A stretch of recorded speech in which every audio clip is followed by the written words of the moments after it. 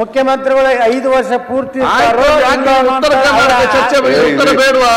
ಮುಖ್ಯಮಂತ್ರಿಗಳು 5 ವರ್ಷ ಪೂರ್ತಿ ಮಾಡ್ತಾರೋ ಅಥವಾ ಇವತ್ತು ಎಲ್ಲರಿಗೂ ಅಭಿನಂದನೆ ಧನ್ಯವಾದ ಹೇಳೋದು ನೋಡಿದ್ರೆ ವಿದಾಯ ಮಾಡ್ತಾರೋ ಅನ್ನೋಂಥ ಸಂಶಯ ಇವತ್ತು ಬರ್ತಾ ಇದೆ. ಯತ್ನಾಳ್ ಅವರೇ, ಉತ್ತರ ಕರ್ನಾಟಕ ಈಗ ಅವ್ರಿಗೆ ಸಂಶಯಗಳು ಏನೇನೋ ಇದ್ದಾವೆ ಪಾಪ, ಅದಕ್ಕೆ ತೆಗೆದಾಕ್ಬಿಟ್ರು ನಿಮಗೆ ಪಕ್ಷದಿಂದ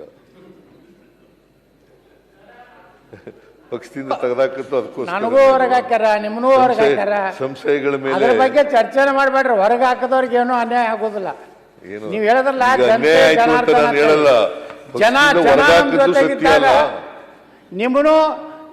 ನಿಮ್ಮನ್ನು ಕುತಂತ್ರದಿಂದ ಹೊರಗೆ ಹಾಕಿದ್ರು. ಇವತ್ತು ಮುಖ್ಯಮಂತ್ರಿ ಆಗಿರಲ್ಲೋ, ಹಂಗೆ ನಡೀತದ. ಅವೆಲ್ಲ ರಾಜಕಾರಣದಾಗ ರಾಜಕಾರಣದಲ್ಲಿ ಅವೆಲ್ಲ ಇರ್ತವೆ, ಆದರೆ ಸಂಶಯ ಇಟ್ಕೋಬೇಡಿ ಅಷ್ಟೇ.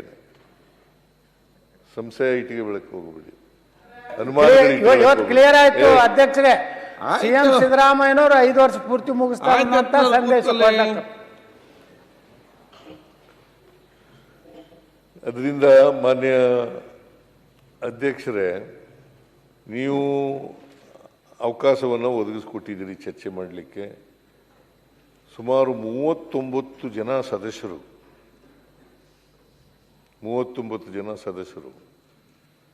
ಉತ್ತರ ಕರ್ನಾಟಕದ ಬಗ್ಗೆ, ಸಮಸ್ಯೆಗಳ ಬಗ್ಗೆ, ಅಭಿವೃದ್ಧಿ ಬಗ್ಗೆ ಮಾತನಾಡಿದ್ದಾರೆ.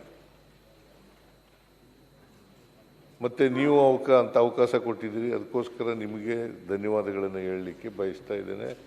ವಿರೋಧ ಪಕ್ಷದವ್ರಿಗೂ ಕೂಡ ಧನ್ಯವಾದಗಳನ್ನು ಹೇಳಲಿಕ್ಕೆ ಬಯಸ್ತಾ ಇದ್ದೇನೆ. ಉತ್ತರ ಕರ್ನಾಟಕ ಹಿಂದುಳಿದಿದೆ ಅನ್ನೋ ಕಾರಣಕ್ಕೋಸ್ಕರನೇ ಹಿಂದೆ ಚರ್ಚೆಯಾಗಿ ಎಸ್.ಎಂ. ಕೃಷ್ಣ ಅವರು ಮುಖ್ಯಮಂತ್ರಿ ಆಗಿರುವಾಗ 2001 ಅಂತ ಅನಿಸುತ್ತೆ, 2001ರಲ್ಲಿ ನಂಜುಂಡಪ್ಪನವರ ವರದಿ ಮಾಡಲಿಕ್ಕೆ, ನಂಜುಂಡಪ್ಪನವರ ಈ ಅಸಮಾನತೆಯನ್ನು ನಿವಾರಣೆ ಮಾಡಲಿಕ್ಕೆ, ಪ್ರಾದೇಶಿಕ ಅಸಮಾನತೆಯ ನಿವಾರಣೆ ಮಾಡಲಿಕ್ಕೆ ಒಂದು ಸಮಿತಿಯನ್ನು ರಚನೆ ಮಾಡಿದರು.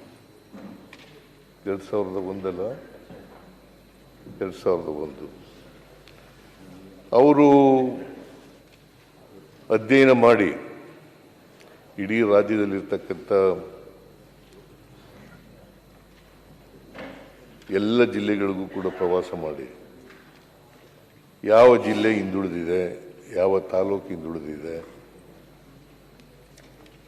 ಇದನ್ನೆಲ್ಲ ಅಧ್ಯಯನ ಮಾಡಿ 2002ರಲ್ಲಿ ವರದಿಯನ್ನು ಕೊಡ್ತಾರೆ.